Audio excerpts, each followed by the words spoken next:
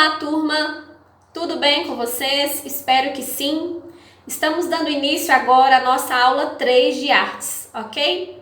O tema de hoje é Cubismo no Brasil. Mas antes de iniciarmos o nosso tema, como sempre, como toda semana, nós vamos corrigir a atividade anterior. Então, por favor, pegue o seu caderno, o seu lápis, a sua borracha e vamos corrigir. Na folha enviada para vocês, gente, na escola, dispõe de 5 questões. Muito fáceis, é só vocês prestarem atenção no vídeo. Se não entendeu alguma parte, pode rever várias vezes, pode voltar quantas vezes achar necessário, tá? Essa é uma facilidade da aula online, né, no YouTube lá, que você pode rever a aula quantas vezes for necessário. Então, eu espero que todos tenham feito, tenham respondido. À medida que estamos fazendo as atividades, nós estamos também estudando para a próxima prova que nós vamos ter, ok? A pergunta número 1 é: de acordo com o vídeo da nossa aula 2, quais são as fases do cubismo? Então, gente, lá no vídeo eu explico para vocês sobre as 3 principais fases do cubismo, né? A primeira delas é a fase cesaniana, a segunda é a fase analítica e a terceira é a fase sintética. A ordem em que elas acontecem na história também é essa, tá? Primeiro ocorreu a fase cesaniana, depois a analítica e depois a sintética. Número 2, explique cada uma dessas fases de forma resumida. Vocês poderiam explicar de acordo com o vídeo, vocês poderiam também fazer uma outra pesquisa, né, e acrescentar com o que foi falado, tá bom? Mas é importante que vocês entendam pelo menos as diferenças básicas entre essas fases, tá? Então, a primeira fase, que é a fase cesaniana, gente, é a fase que teve como principal influência o artista plástico Paul Cézanne, tá? Ele se preocupava mais com a simplificação das formas e também com as cores. Acreditava que quanto mais intensas fossem as cores, quanto mais vistosas, né, mais cores tivessem, mais fácil seria da pessoa que estava visualizando o quadro entender a proposta daquela obra. Então ele se preocupava com simplificação de formas e também cores. A segunda fase, a fase analítica, é aquela onde os quadros, gente, apareciam com as imagens mais fragmentadas e precisavam ser analisadas, gastavam um pouquinho mais de tempo olhando para o quadro para entender a proposta do artista. Volto a dizer que a fase analítica não era uma arte abstrata. A arte abstrata você não consegue entender a proposta do artista, a não ser que você veja o roteiro, né? Mas a arte analítica você consegue visualizar o que tem por trás ali, o que está escondido ali naquele quadro, mas a imagem ela não é certinha, ela é mais fragmentada, sempre dentro das características, claro, do cubismo, né, gente? Que é o uso de formas geométricas, cores intensas, a questão do contorno, né, que eu falei com vocês na aula passada. Então, se você não lembra das características, dá uma olhadinha lá na aula anterior para você relembrar, ok? Então, a fase analítica é a segunda. E a terceira fase, que é a fase sintética, é aquela onde era possível associar outros elementos dentro do quadro, como colagens e até mesmo objetos. O artista fazia todo o quadro, toda a pintura com as características do cubismo, né, na mesma proposta do cubismo, mas ele poderia, se quisesse, acrescentar um elemento externo, um objeto, uma colagem, uma folha de jornal, uma fotografia, o que ele quisesse, ele podia incorporar naquela pintura para dar o efeito que ele queria, para dar o tema exato que ele queria daquela proposta, daquele quadro, tá bom? Então a fase sintética era muito interessante, foi a última. Ok, a número 3. Qual artista se destacou em cada uma dessas fases? Isso não quer dizer que não tenha outros artistas que fizeram essas fases, tá, gente? E também não quer dizer que o artista que fez uma fase não fazia a pintura também com as características de outra. Isso não é verdade. A pergunta aqui é qual artista que se destacou mais em cada uma delas. Então, quem se destacou mais na fase cesariana, o próprio nome já lembra, né, que é o Paul Cézanne, tá? Tem gente que fala Paul Cézanne, mas cada um pronuncia de uma forma, mas foi o Paul Cézanne que se destacou na fase cesariana. E na fase analítica, foi Pablo Picasso e Georges Braque, tá? Eles foram os precursores, foram aqueles que mais destacaram nos seus quadros dentro dessa fase. E na fase sintética, Pablo Picasso e Georges Braque também participaram, mas quem se destacou muito naquela época foi o Juan Gris, tá? Nós vamos falar dele na última questão. Ele foi o que mais se destacou. Ok, na número 4. Observe cada período abaixo e escreva qual fase do cubismo ocorreu nele.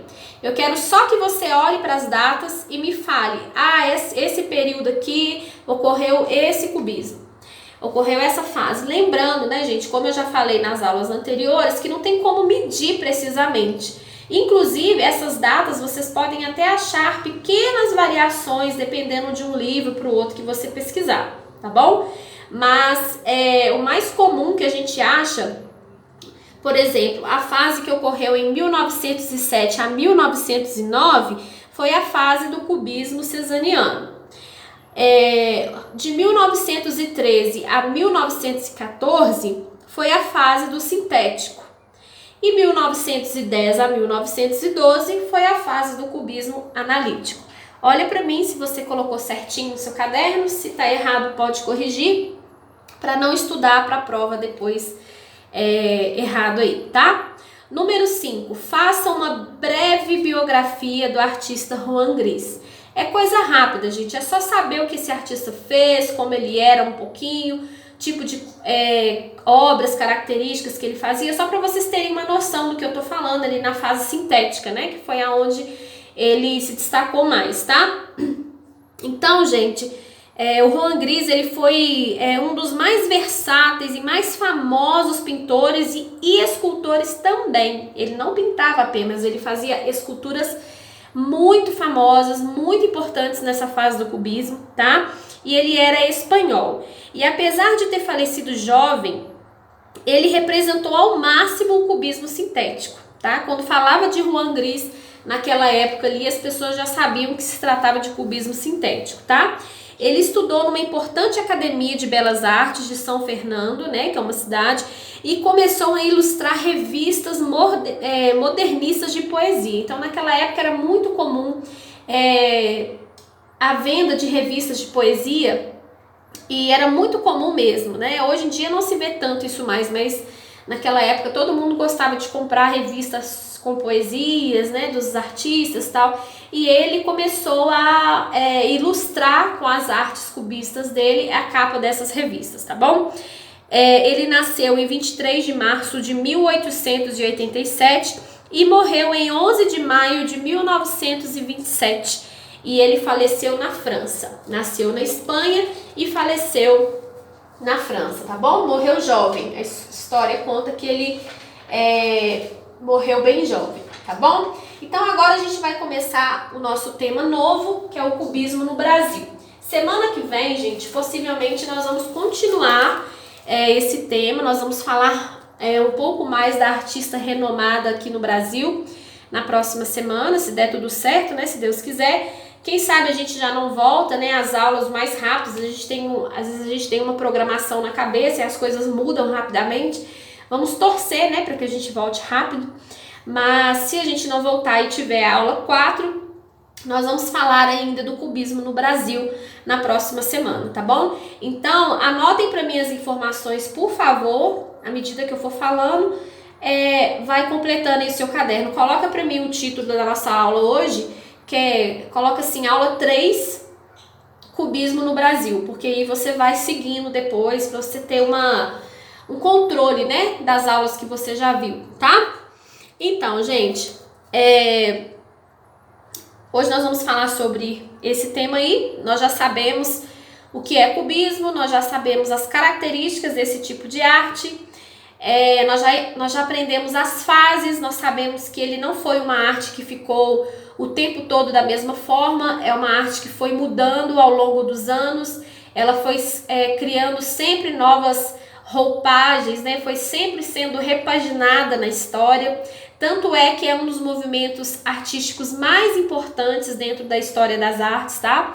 É um dos mais, né? Não é o mais importante, tem outros também muito relevantes, mas o cubismo, gente, ele foi um dos mais importantes, mais conhecidos no mundo todo, porque foi um período que durou bastante tempo.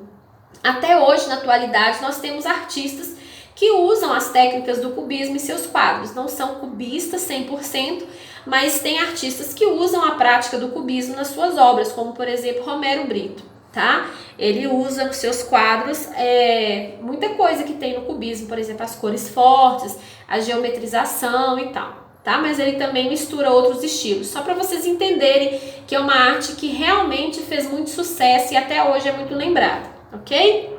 O cubismo no Brasil, ele só foi reconhecido mesmo a partir de 1922, tá? Após a Semana da Arte Moderna, que ele ganhou espaço aqui no nosso país. Até então ele era conhecido só fora do Brasil, tá? Alguns artistas brasileiros, gente, pintaram quadros muito importantes na história das artes com características cubistas, tá? Porém, esses artistas é a mesma coisa do que eu tô falando do Romero Brito, né? Um exemplo que usa essa técnica, mas não é só esse tipo de arte. Muitos dos artistas brasileiros que fizeram quadros cubistas na época, eles não eram artistas 100% cubistas, eles faziam outros tipos de arte, outros tipos de movimento artístico, né? Eles participavam de outras modas, vamos dizer assim, né, da arte, mas eles se destacaram muito com seus quadros no cubismo também, tá? Mas vale falar que eles não eram artistas exclusivos desse movimento, não, tá bom? Então, esses artistas, os principais envolvidos, né, os nomes envolvidos, são Tarsila do Amaral, nós vamos falar muito dela. A Tarsila do Amaral, com certeza, sem dúvida nenhuma, ela é uma grande referência para o cubismo, tá? Inclusive, os quadros de maior destaque, até internacional, são delas, tá? É dela. Tem também a Anita Malfatti, também uma grande artista, pintava desde cedo, né? E foi muito reconhecida nas artes com seus quadros cubistas. Rego Monteiro também foi um grande artista que pintou cenários e coisas, né, no cubismo brasileiro. E Emiliano de Cavalcante, tá bom? Então são esses artistas aí envolvidos no cubismo do Brasil, ok? Teve um evento muito importante, como eu já citei anteriormente para vocês, que é a Semana da Arte Moderna, que ocorreu em 1922. Essa Semana da Arte Moderna, gente, ela foi importante não só para o cubismo, mas também para outras artes que nós não vamos falar aqui, né? Nós vamos estudar depois. Mas foi um evento muito importante para que o cubismo mesmo se destacasse, tá? Foi um grande evento, né, que marcou a história das artes. A Semana da Arte Moderna, a gente trouxe artes inovadoras e ousadas.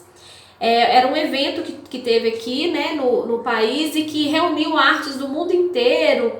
E como as pessoas aqui não estavam acostumadas com algumas artes que eram muito ousadas, muito extravagantes, né, que era fora do país, que veio expor aqui, muitas pessoas ficaram assustadas, acharam aquelas artes horrorosas, feias. Nossa, que coisa estranha, né? Ficaram um pouco assustados com o que estavam vendo, mas foi uma arte importante porque ela deu uma boa repaginada, ela deu uma boa sacudida na arte brasileira depois dessa Semana da Arte Moderna, porque ela trouxe também novas tendências. Ela mostrou para os brasileiros, né, que olha, tem coisa nova lá fora, tem coisa diferente que vocês não estão fazendo, vamos inovar, vamos mexer aí nessa arte brasileira, vamos trazer coisa nova. Então a Semana da Arte Moderna teve esse objetivo, tá bom? Trouxe novas tendências, como eu falei com vocês, né? Mas também trouxe artes experimentais. Na Semana da Arte Moderna, os artistas observaram essas tendências, fizeram experiência, algumas artes não pegaram, não foram para frente, não fizeram sucesso, tá? E outras foram. Então foi um momento assim de conhecimento, de troca mesmo de conhecimento aí essa semana da arte moderna, tá bom? Então vamos pro próximo slide. Como eu disse para vocês, a representante oficial, né, vamos dizer assim, do cubismo no Brasil foi a Tarsila do Amaral. Não vou falar aprofundar sobre a biografia dela, que nós vamos ver depois, tá? Mas eu não posso deixar de falar dela porque ela é muito importante. Ela fez quadros lindíssimos retratando a nossa cultura, falando de eventos importantes que tinha no Brasil. Por exemplo, ela fez um quadro retratando o carnaval da época.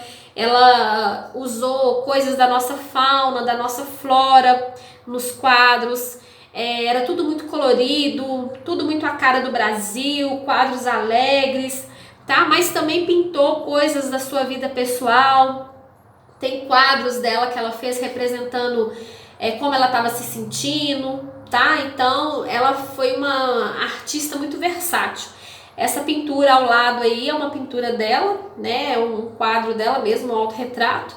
E ela era bem importante no cenário das artes nessa época aí do cubismo, ok? Todo mundo conhecia Tarsila do Amaral, não só no Brasil como fora do Brasil, porque ela estudou fora, ela morou fora bastante tempo, mas ela era muito conhecida, ok? Então, gente, outras artes impactadas pelo movimento cubista foram a escultura. Olha para vocês verem essas duas esculturas, eu coloquei só esses dois exemplos, né, gente? Mas tem, assim, vários. Dá para você ver de cara o tanto que é característico do cubismo, né? Muita forma geométrica.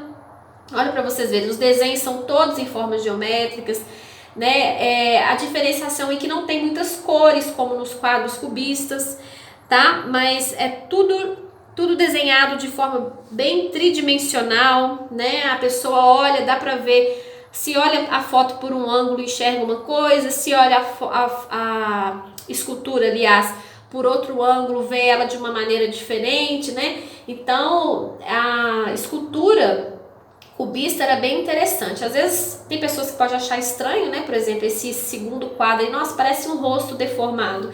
Mas não ele é um rosto retratado como se fosse num quadro pintado, seria assim. Então, eles retratam também na escultura. E outra forma legal de falar do cubismo na arte é na literatura, gente. Que as palavras eram escritas soltas, né, dispostas no papel, formando imagens. Então tem textos escritos no cubismo, dentro do estilo cubismo, que é em formato de coração, em formato de vários desenhos diferentes. O artista escreveu um texto formando mesmo uma imagem, como é o caso dessa daí, que ele escreveu um texto formando a Torre Eiffel. Muito legal, né?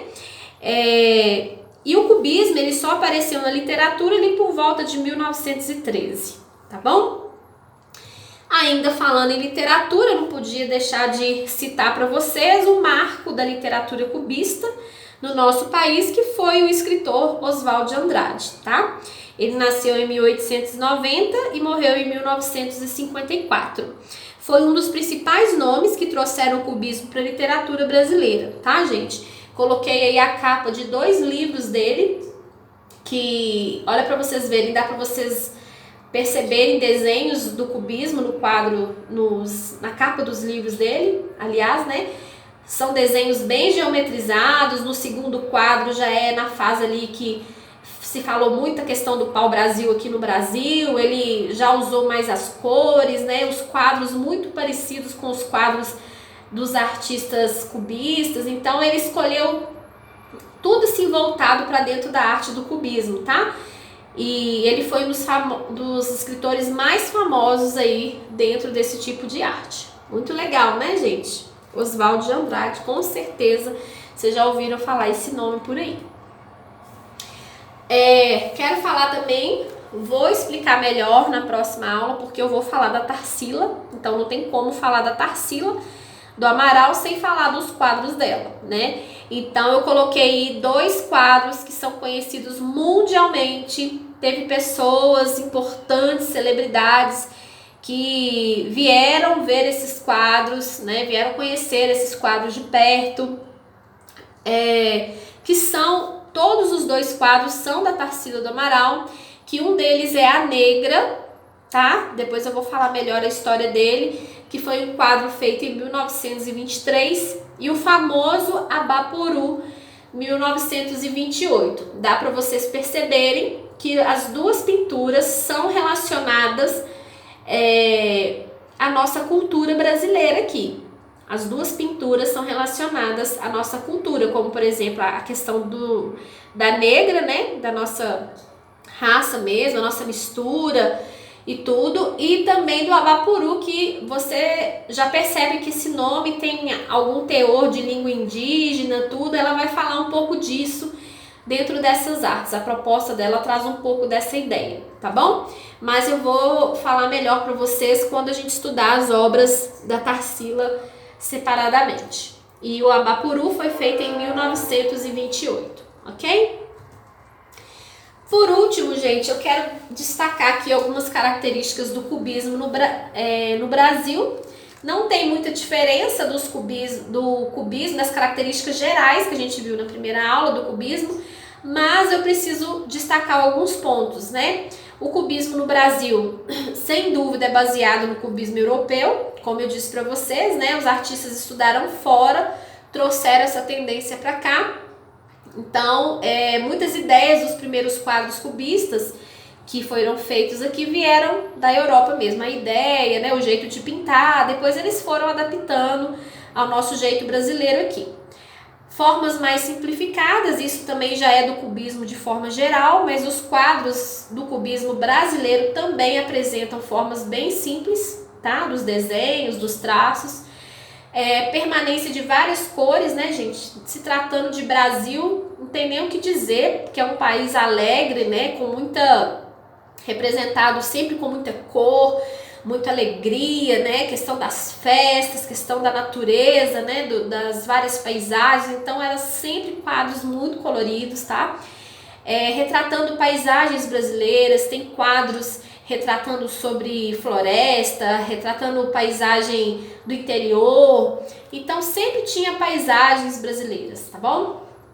Presença de fauna e flora brasileira eram comuns em algumas pinturas, principalmente Tarsila do Amaral gostava muito de pintar. Nós vamos ver alguns quadros dela com esses tipos de desenho.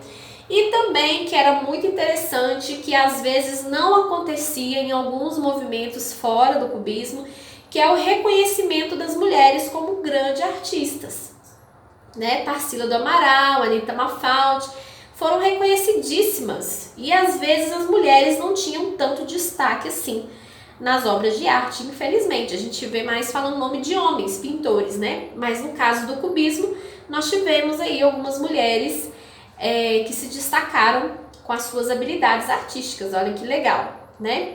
Então é isso, gente. Quero deixar aqui um recadinho para vocês. Coloquei a Tarsila aí de novo, para vocês lembrarem dela. Não esquecer de pegar a terceira atividade referente a essa aula, que eu estou deixando para vocês no e-mail da escola. Basta vocês solicitarem, como as outras.